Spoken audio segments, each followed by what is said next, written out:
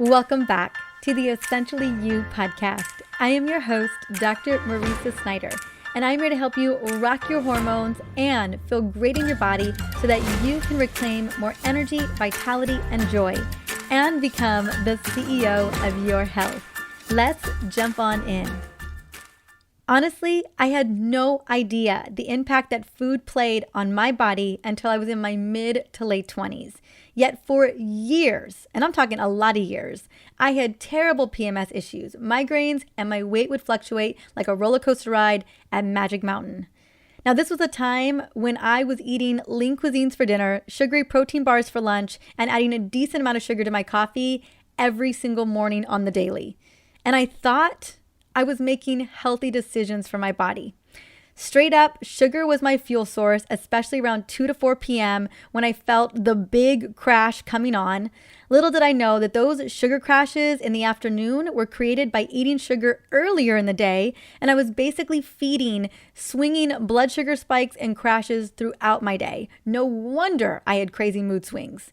And still, I didn't connect the dots to my crappy symptoms and my relatively high processed food and sugar habits. Now, once I was confronted with having to make some pretty serious health changes, I did what came very naturally to me. I dug into the research around the power of nutrition as a way to fuel the body, improve energy levels, heal the gut, and communicate with our cells. Because food is information. And what I know to be true, and I've talked about this on this podcast all the time, is that food is either moving us closer or further away from inflammation. Yet, at the time, I still didn't put the pieces together that food had a massive impact on our reproductive system.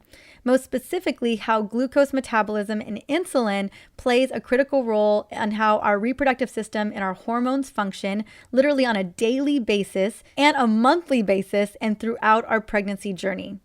For women, reproduction and bringing a little human into the world involves a great deal of change and growth and massive demands of energy from our bodies.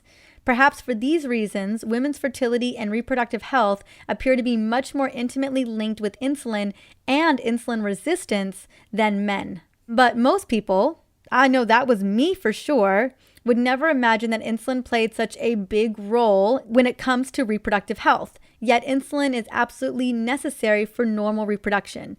And this is why nourishing our bodies with healing foods can really make a massive shift, not only in how our menstrual cycle functions, but also in preparing our bodies to get pregnant if that's what we're looking to do.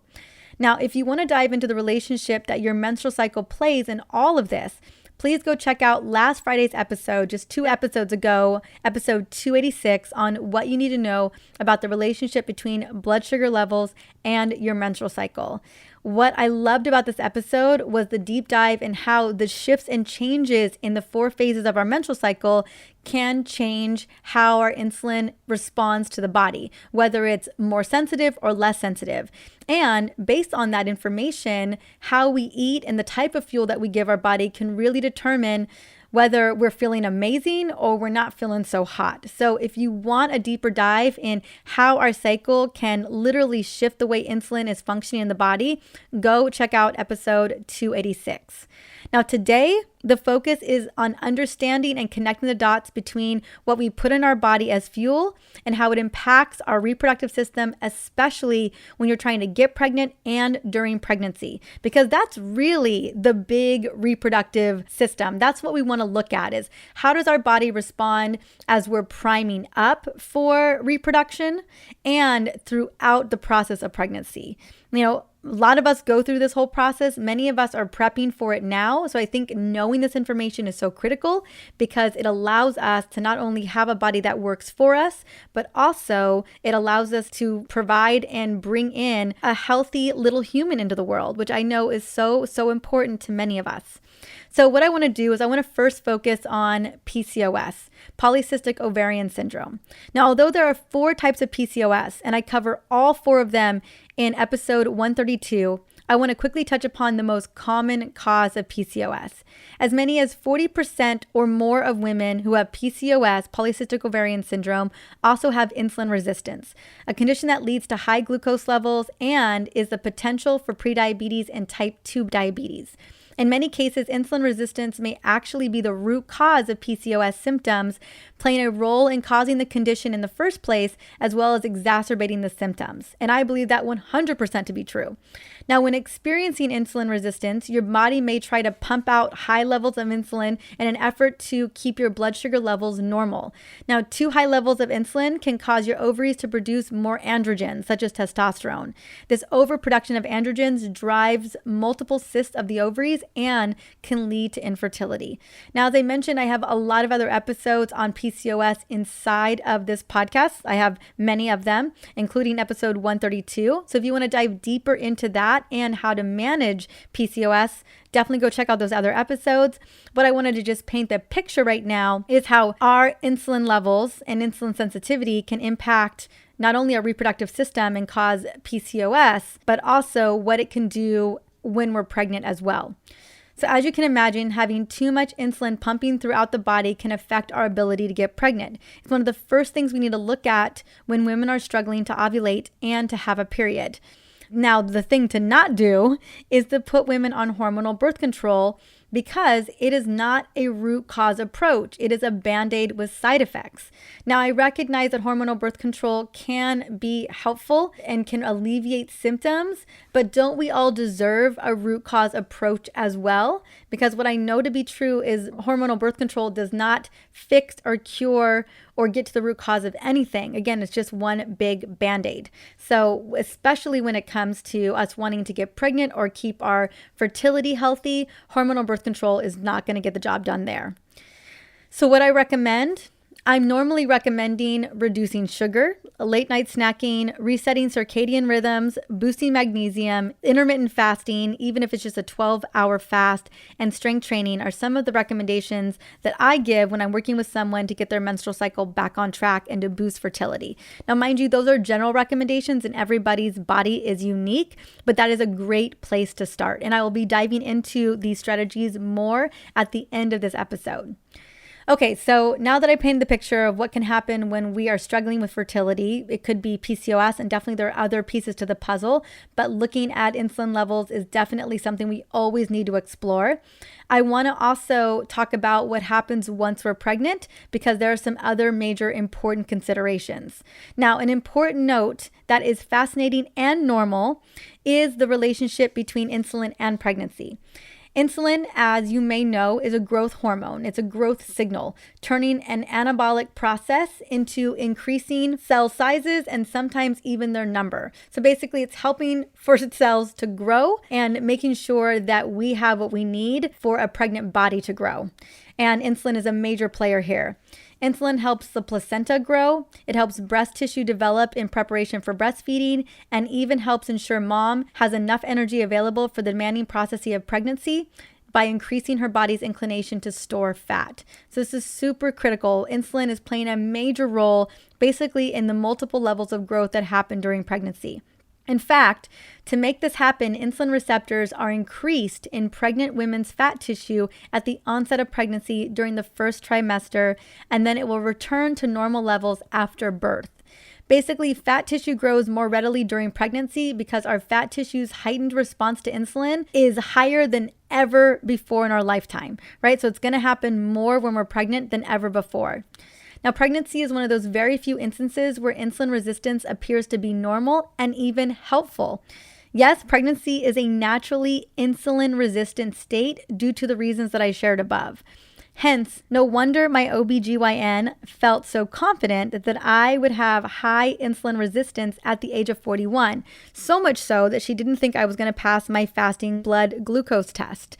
And luckily I did, but the reason for that is that oftentimes women who are 40 years old and older and they're pregnant already are experiencing insulin resistance in their normal life due to lifestyle choices, and then pregnancy can actually send that insulin resistance over the edge into gestational diabetes, which I'm about to get to in just a second. Now, what's important is that a healthy woman becomes 50% less insulin sensitive, so their insulin sensitivity drops by 50% at the end of her pregnancy as she was at the beginning of pregnancy. Hence, that's why we're tested for gestational diabetes at the end of the second trimester or early third trimester, as insulin resistance becomes even more prominent and, if left unchecked, could lead to concerns with the fetus. Now, in the case of pregnancy, insulin resistance is a good thing. It's a natural thing. It's meant to happen. The technical term for this is physiological insulin resistance, meaning insulin resistance with a purpose, that it's meant to happen. Now, as pregnant women's bodies become more insulin resistant, insulin levels increase, which drive placental tissue growth. This is what we want. We want the placenta to grow. We want the baby to grow. We want all of that to grow. Now, insulin also stimulates growth and development of the growing baby, which a lot of people don't realize. So just as elevated insulin is preparing the maternal body for optimal pregnancy function, it's also giving the fetus a critical growth signal to keep on growing. Now, the most obvious reproduction-related disorder with insulin resistance in women who are pregnant is gestational diabetes. This happens when the woman becomes sufficiently insulin resistant during the course of her pregnancy and that her insulin is not enough to keep blood sugar levels stable at normal levels. At this point, normal physiological insulin resistance has become a dangerous situation to the health of mama who is pregnant with the baby.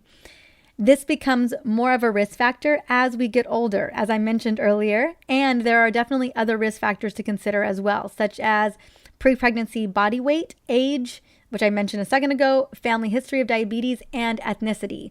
Different ethnicities can actually raise the risk for gestational diabetes. Now, unfortunately, even if a woman has no evidence of insulin resistance or type 2 diabetes before pregnancy, developing gestational diabetes increases her likelihood of developing type 2 diabetes later in life. In fact, on average, her risk of developing type 2 diabetes is 7-fold higher when compared with a woman who did not have gestational diabetes during pregnancy. That's why it's so critical to monitor this and to really nourish your body with healing foods during the pregnancy so that you don't find yourself in a state of gestational diabetes, because down the road, that can definitely lead to major metabolic dysfunction and other levels of inflammation over time. Now, more severe insulin resistance during pregnancy, which usually manifests as gestational diabetes, increases the risk for developing one of the most lethal pregnancy disorders that you could get, which is preeclampsia, a dangerous change in kidney function. Women who develop more dramatic insulin resistance during early pregnancy are significantly more likely to develop preeclampsia during the second half of pregnancy. So that's super important to recognize, because this can lead to having to give birth to your baby sooner than you may have planned. And it could also affect a baby's birth weight. So lastly, for a mother with more dramatic pregnancy insulin resistance, such as maternal gestational diabetes and or polycystic ovarian syndrome, the most common result is that an infant may be born with a higher birth weight than normal. The fetus has developed an insulin and possibly glucose-rich environment, thriving beyond what is typical. This may seem benign, but it has lasting effects. These infants are roughly 40% more likely to be obese and have metabolic complications in their teenage years and beyond. So ever the more important is not only us taking care of our bodies during our pregnancy, but really setting our infants and our babies and children up for success moving forward in their life. Now, I recognize there's a lot of complexity and there is a lot of nuances when it comes to this relationship between blood glucose levels, insulin, and our reproductive health. But it's important that there's some simple daily lifestyle changes that we can do to not only set up our reproductive health for success, but to help our menstrual cycle work properly, to help pregnancy go smoothly, and to ensure that our babies are super healthy when they're born. Now, I did share a lot of these recommendations for women who are wanting to support and optimize their reproductive health in that last episode. But what I want to do is I want to go over them again today. I shifted them slightly because initially I was talking about specifically when we are insulin resistant in our menstrual cycle, which happens every single month. But here I want to give general recommendations for just optimizing blood sugar level so that we just have a reproductive system that is thriving and working for us. So number one is always the mindset. The mindset is so critical here, that your body is worthy of healing, that your body is healthy and thriving. It's just a lot of positive affirmations around what you deserve in terms of a healthy, healing body, because when we believe that we deserve health and we believe that we can be healthy, it really opens the door for endless possibilities. Number 2 is honor and listen to your body. So this means focus on daily non-negotiable self-care, such as walking outside, taking your supplements every single day, writing in your journal if you have one, listing things that you're grateful for, drinking your favorite tea, your favorite water, just doing the self-care that you know is going to move the needle for your health, that feels non-negotiable for you. And for each and every one of us, it's a little bit different, but goodness knows we have got to make time for ourselves every day, or we are absolutely going to mess our metabolic system up. And it's going to have a profound impact on our reproductive system as well. I mean, that's why it's always recommended that if you are looking to really support your reproductive system, your menstrual cycle, reducing stress, firing off that stress response system is going to be so critical. And how you can preemptively set yourself up for success with that is by doing the self-care, so that your body's feeling nourished, you're feeling like you have got a plan, that you know what your priorities are, that you have set the tone for your day, so that things don't sideswipe you or take you off track that make you feel more stressed out. Next is listen to your body and go to bed when you start to feel tired. So don't try to slip in that next episode of The Queen's Gambit or Bridgerton, or accidentally push your bedtime to 10:30 p.m. or later, right? Because that's what can happen. That next episode of The Office or whatever it is that you're watching all of a sudden adds up. And now it is 1 o'clock in the morning when you wanted to go to bed at 10 o'clock, 10:30. And finally, last but not least, nutrition is the biggest needle mover here. If there's anything you walk away from this conversation is, 1, we've got to make sure that our blood sugar levels are stable throughout our entire life, but especially during pregnancy. And so here are some tips to help you optimize your blood sugar and insulin. First and foremost, when it comes to insulin sensitivity, I still recommend 12 hours without food between dinner and breakfast the next day. This gives your cells and your mitochondria the rest and reset that they deserve, and it also helps your insulin levels to stabilize. With that in mind, consider eating earlier dinners around 5 p.m. or 6 p.m. since you are always most insulin resistant at night, given our 24-hour circadian rhythms. The earlier that you can have your biggest meal, the better, because during the day is when we're burning off calories. At night is when we're storing. Now, we naturally wind down in the evening, and guess what? Our metabolism does the same, as I was mentioning a second ago. So eating earlier and focusing on protein and veggies for dinner is going to be the best way to optimize your metabolism and your blood sugar levels. This is definitely not the time to pack on a lot of wine or a lot of carbohydrates or a lot of dessert, because all of that's just going to end up getting stored. And lastly, I really want to strongly advise avoiding late night snacking, especially foods that are full of sugar and carbs. Your body, again, has to store this as extra calories, as fat, instead of utilizing them, because there's nowhere to utilize them. You're not going for a walk after you eat that late night snack, right? You're probably sitting at the TV or sitting in bed. We are not actually burning any of that off as fuel. We end up having to store it, and we store it as belly fat. We store it in our booty and our thighs, and we store it in our liver. So instead, what I recommend is doing something else, like making a tea or making a matcha, or do like a sparkling water with lemon, like something that can fill that void, but is not adding excess calories to your body and to that storage system. So what I recommend, I personally love making rooibos teas because they're creamy. I add a touch of unsweetened almond milk and a sprinkle of cinnamon. And anytime I'm feeling like I want something, like I need some chocolate or I need whatever it may be, I immediately make that tea, and it always satisfies that craving and just kind of knocks it to the curb. Now, I know and I recognize that when you've especially had a stressful, exhausting day, self-soothing with food can really, really help support you on an emotional level. But whether it supports us on an emotional level or not, it has a negative impact on our metabolism, and it will majorly, I know because I have seen it with my CGM, it will majorly spike your blood sugar levels. Like honestly, if you wanted a treat, I recommend doing that in the morning than doing it late at night, because your body responds differently. Like let's say I ate a cookie, the same exact cookie. I ate it at 10 in the morning. maybe I'd have a blood sugar spike of like 120 milligrams per deciliter. But if I had that same cookie at 10 p.m., I would spike way past like 150 milligrams per deciliter, because my body is in a burning mode during the morning, in a storage mode at the end of the night. So we just become more insulin resistant. So if you are like, I got to have that chocolate, I got to have that treat, try to have it in the morning. That's when we do best with carbs and best with sugar, is in the morning. And then focus on, if you have to have a snack in the evening, it's protein and maybe a little bit of fat. That won't drive insulin resistance and affect your metabolism as much. All right. Now, what I recommend, especially for the mornings, because this is one of my favorite foods to get those carbs in the morning to really help support your metabolism, is by drinking a green smoothie. Or you can pair fruit with some protein. So if you are looking for some amazing green smoothie recipes, I'm going to be sharing my best recipes that I've been using for over a decade in my Healthy Shake and Smoothie Guide. And I will have the guide in the show notes for episode 288. And I also recommend protein at every single meal, along with fiber. What I mean by fiber is veggies, so that you can give your body the right building blocks to support the liver and your gut health, because those also matter significantly. Your liver is playing a major role in insulin resistance and insulin sensitivity. So is your gut. So we want to make sure that we are loving up on all the systems here, especially for your reproductive health.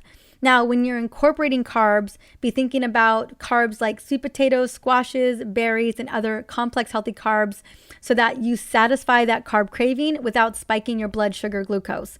Again, this is why I love the green smoothies in the morning, because they satisfy all of those cravings in the morning, and it's the perfect time to be drinking something like that. Now, if you want to learn more about the impact of certain carbs and sugar on our metabolism, I did do an episode a couple weeks back, episode 284. This has all been a little bit of a series. And that was what a continuous glucose monitor taught me about my metabolic health. And I break down a lot of these, like just understanding what we eat every single day will impact our metabolism, whether we know it or not.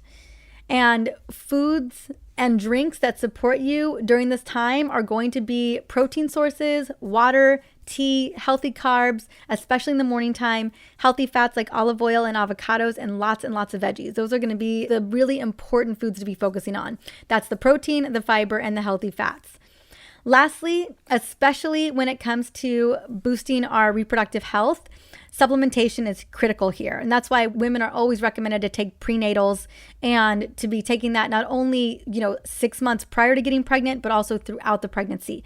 And I have an episode on all of that as well. When I was pregnant, I did so much research on what supplements to be taking, but I just want to go over them really quickly in terms of stabilizing insulin levels to support your reproductive health. And the beautiful thing is a lot of the supplements that are recommended for helping to stabilize insulin levels, no surprise, are also designed to help support your reproductive health. So number one is full spectrum activated B vitamins are a must. 15 to 25 milligrams of zinc, 1,000 milligrams of vitamin C, 5,000 units of vitamin D3 with K1. These are all really big players, not only for our reproductive health, but supporting insulin. But the mega players are going to be 300 milligrams of magnesium, 200 micrograms of chromium, 300 to 500 milligrams of berberine, 600 milligrams of alpha-lipoic acid, and 2,000 milligrams of myoinositol, and 50 milligrams of D-chiroinositol. Now, I happen to carry a lot of these supplements in my Essentially Whole store, including the one I want to feature today, which is my Metabolic Restore Blend, which has almost all of the ingredients I mentioned, along with my Adrenal Love. Like, those two combined will help not only stabilize insulin levels, but help to support the stress response system that drives insulin resistance as well. Like, that combination is so powerful for dialing in your metabolism. Now, my entire line, as always, is dedicated to healing nutrient deficiencies found when our hormones are imbalanced. My entire supplement series is all about women's hormone health and balancing women's hormonal imbalances. My goal is to always fill in those gaps so that your body has the building blocks to heal naturally. Because yes, we need these critical building blocks for our bodies to function. And at the end of the day, When you adopt a healthy lifestyle that focuses on healing foods, and you're also supporting your blood glucose levels and ensuring that insulin is in that right zone where it's very sensitive, you are extending your reproductive longevity. And this is always a win for us as women. This state of reproductive longevity not only allows us to have children later on in life if we choose to do so, it also eases us into menopause with fewer symptoms along with more energy. So although I focus a lot on how insulin plays out during pregnancy, so much of this information pertains to us every single day. And with that said, if there is someone who is trying to get pregnant or is pregnant and wants to know how to take care of her body during pregnancy, definitely share this episode, because I know there's a lot of aha moments that happen for us when we realize that relationship between our insulin metabolism and our pregnancy and our reproductive health as a whole. Because the more that we understand about our body's physiology, the better prepared we can be around getting pregnant and maintaining a healthy pregnancy. So that is what I wanted to share with you today. You know, when I was doing this research and really kind of unpeeling the layer around our metabolic health and our reproductive health, I realized that there were so many things that I was just never told. And these last several episodes that I've been doing these last couple of Fridays, I've just learned more and more and more. I knew a lot of this, but there were definitely pieces that I didn't know. And so I'm hoping that this opened the door for really understanding that connection between what we eat, our metabolism, and our menstrual cycle and reproductive health. Well, I hope you enjoyed this deep dive into the relationship between our metabolic health and our reproductive health. This relationship is critical to how we feel on a daily basis. And I just want you to feel as great as possible. Now, coming up next Tuesday, I have a dear friend, Brianna Wilkerson, jumping on and talking about why your health and your worth is so much more than your weight. Ooh, there were many, many years where I thought my worth was tied to how skinny I was or what size jeans I wore. And this episode is for so many of us. So until then, have an amazing week, and I will see you soon.